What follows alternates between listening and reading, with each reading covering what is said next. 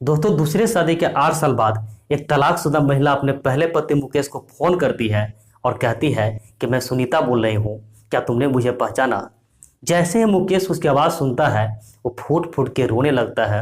वो भावुक हो जाता है और कहता है कि मैं तुम्हारी आवाज़ को भला कैसे भूल सकता हूँ। तुम ये बताओ कि इतना दिन बाद मुझे फ़ोन कैसे की, आज तुम्हें मेरी याद कैसे आ गई? दोस्तों, महिला कहती है कि मैंने तुम्हें भूली ही कब थी, मैंने तुम्हें हर वक्त याद करती थी। मैंने अपने पहले पति, पहले ससुराल को आज भी नहीं भूल पाई हूँ। लेकिन कल रात मैंने एक स्वप्न देखी थी जिसमें ये देखी कि तुम्हारा तबीयत बहुत ज़्यादा खराब है, तो मुझसे रहा नहीं गया और मैंने तुम्हें फ़ोन कर दी। दोस्तों, तभी मुकेश कहता है कि मैं तो अच्छा खासा हूँ, मुझे कोई दिक्कत नहीं है। लेकिन सच तो ये था कि मुकेश भी उसे बहुत याद करता था। वो उसके लिए सुख एकदम कांटा हो चुका था। इस 8 साल में उसने कभी उसे भूल ही नहीं पाया था। लेकिन फिर भी हिम्मत करके उसे कहता है कि तुमने मुझे जो फ़ोन की हो, अगर तुम्हारे घर वाले को, तुम्हारे पति को पता चल जाए तो तुम्हारे साथ शायद बहुत बुरा हो सकता है, इसलिए प्लीज़ तुम मुझे फ़ोन मत करना। जैसे इस बात को महिला सुनती है, वो भी भावुक हो जाती है और रोते हुए कहती है कि मेरे घर का मैटर है, मुझे कैसे समझना है मैं समझ लूँगी, लेकिन मुझे तुमसे 2 रिक्वेस्ट करनी है, अगर मेरी बात मानोगे तो बताओ। बड़ा ही इंटरेस्टिंग और भावुक कर देने वाली कहानी है दोस्तों। सो आइए जानते हैं पूरी कहानी इस वीडियो में। लेकिन वीडियो में आगे बढ़ने से पहले बस एक ही रिक्वेस्ट, वीडियो को लाइक कर दीजिए, चैनल को भी सब्सक्राइब कर दीजिए ताकि मेरा हौसला बढ़ता रहे। तो आज की सच्ची कहानी है दोस्तों, एक कहानी हरियाणा के गुरुग्राम की है। गुरुग्राम में एक परिवार रहा करते थे जिसमें मुकेश, मुकेश के पत्नी सुनीता और उसके माता पिता के अलावा उसकी एक बहन भी थी। दोस्तों, उसकी बहन की शादी हो चुकी थी और मुकेश का भी शादी का 2 साल हुए थे। 2 साल तक तो शादी का सब कुछ ठीक ठाक चल रहा था। लेकिन 2 साल बाद क्या होता है कि एक बार जब मुकेश कहीं से आता है तो अपनी पत्नी सुनीता को देखता है कि वो फोन पे कहीं बात कर रही थी। जैसे ही सुनीता अपने पति मुकेश को देखती है तो अपना नंबर डिलीट कर देती है। जब मुकेश पूछता है कि तुम किससे बात कर रही थी, तो सुनीता उसे बता नहीं रही थी। इसी बात के लिए दोनों में झगड़ा होने लगता है और झगड़ा इतना बढ़ जाता है कि बात तलाक तक आ जाती है। जब तलाक की आखिरी तारीख थी कोर्ट में, तो मुकेश सोचता है कि मैं इसे तलाक नहीं दूं, ये कोई बहुत बड़ी बात नहीं है। लेकिन मुकेश को जब ये पता चलता है कि सुनीता दूसरी शादी कर चुकी है, तो ये उसे रोक नहीं पाता है और आखिरकार दोनों की तलाक हो जाती है। और फिर 8 साल तक मुकेश उसकी यादों में था, उसे बस याद कर रहा था, तो बहुत पछताता था कि काश मुझे तलाक नहीं दिया होता। ये कोई बहुत बड़ी बात नहीं थी कि 8 साल बाद अचानक उसकी पत्नी सुनीता की फोन आ जाती है।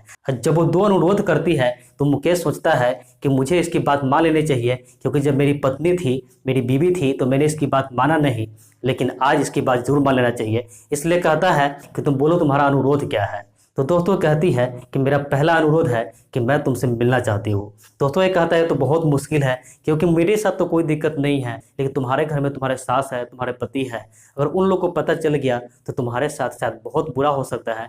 इसलिए मिलने वाला प्लान छोड़ दो, दूसरा शर्त बताओ कि दूसरा अनुरोध क्या है। तो दोस्तों कहती है कि पहला अनुरोध तो तुम्हें माना नहीं, तो मैं तुम्हें दूसरा नहीं बताऊंगी। तो ये कहता है कि ठीक है, अगर ऐसी बात है तो मैं तुमसे मिलूंगा, तुम समय बता देना कि तुम्हें कब मिलना है। दोस्तों कुछ दिन बाद वो जो महिला होती है वो कहती है कि गुरुग्राम पार्क में 4 बजे मिलने के लिए आ जाओ। दोस्तों मुकेश भी चाहता था मिलना, लेकिन ये क्या करता है, तो उसी के लिए सोच रहा था कि मिलने जाऊंगा, उससे घर वाले को पता चल जाए तो उसे कहीं दिक्कत हो जाएगा। इसलिए मुकेश उन तैयार होता है और 4 बजे के बजाय वो 3 बजे ही पहुंच जाता है और 3 बजे से उसका इंतजार करने लगता है। 4 बज जाता है, लेकिन 4 बजे तक वो महिला नहीं आती है।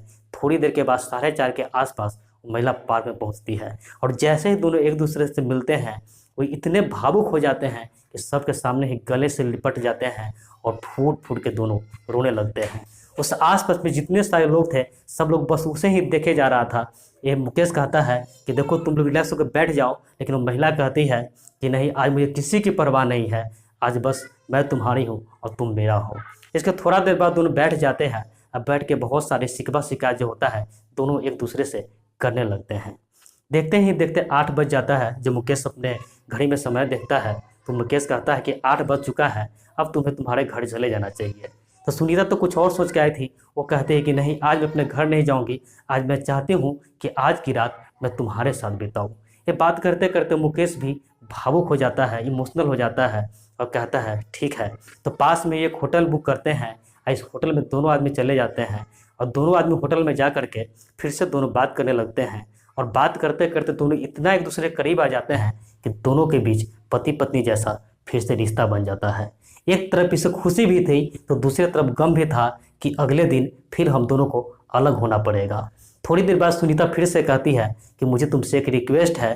तो मुकेश कहता है कभी तुमने दूसरा रिक्वेस्ट तो की ही नहीं और फिर तीसरा रिक्वेस्ट कर रही हो। तो एक कहती है कि हाँ वो दूसरा रिक्वेस्ट तो मैं कल जाऊँगी उससे मांग लूँगी, लेकिन पहले ये रिक्वेस्ट तो तुम पूरा कर दो। तो कहता है बोलो क्या रिक्वेस्ट है। तो कहती है कि तुमने मुझे बदनाम क्यों कर रहे हो।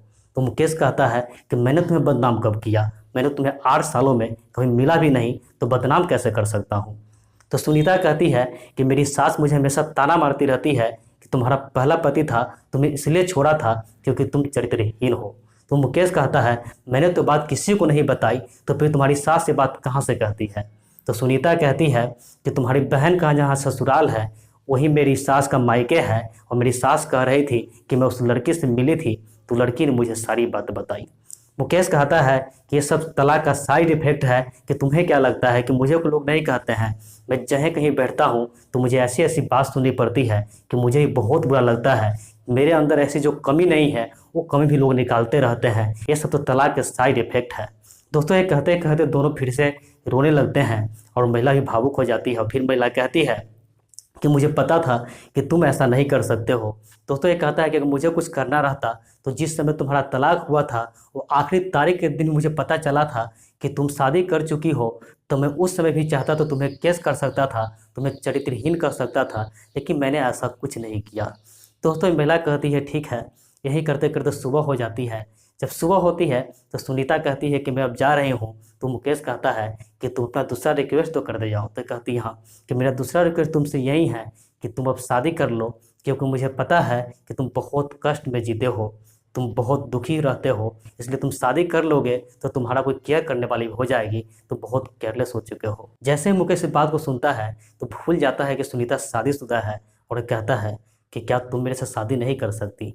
जब सुनीता इस बात को सुनती है तो कहती है मेरा शादी हो चुका है, अगर मेरा शादी कहीं नहीं हुआ रहता तो शायद मैं ज़रूर तुमसे शादी कर लेती, लेकिन अब मेरे घर वाले को, मेरे ससुराल वालों की इज्जत की सवाल है, इसलिए मैं तुमसे शादी नहीं कर सकती हूँ। लेकिन अगर तुम चाहते हो कि मैं खुश रहूँ तो तुम प्लीज़ दूसरा शादी कर लो, अगर हो सके तो मैं ज़िंदगी में तुम्हें दोबारा एक बार फिर से ज़रूर फ़ोन करूँगी। तो तुम मुकेश कहता है कि अगर तुम्हारा दूसरा अनुरोध पूरा करना है तो ये तो बस तुम ही कर सकती हो, अगर मैं ज़िंदगी में दोबारा शादी किया तो बस तुमसे ही करूँगा, अगर तुमसे नहीं किया तो मैं किसी और से शादी नहीं करूँगा। मुकेश वहीं पर टूट जाता है, वहाँ पे बैठ जाता है और महिला जो है एकदम रोते हुए अपने घर चली जाती है। तो दोस्तों इस कहानी का बस एक ही मकसद था कि जब समय रहते हुए अपने जो रिश्ता है उसे केयर करना सीखिए, क्योंकि जब समय खत्म हो जाता है तो उस चीज़ को याद करने से और उसे पछताने से कोई फ़ायदा नहीं होता है। बाकी मेरा कहानी कैसा लगा आप हमें कमेंट करके जरूर बताएं। तो मिलते हैं ऐसे किसी नेक्स्ट वीडियो में, जब तक के लिए जय हिंद, वंदे मातरम।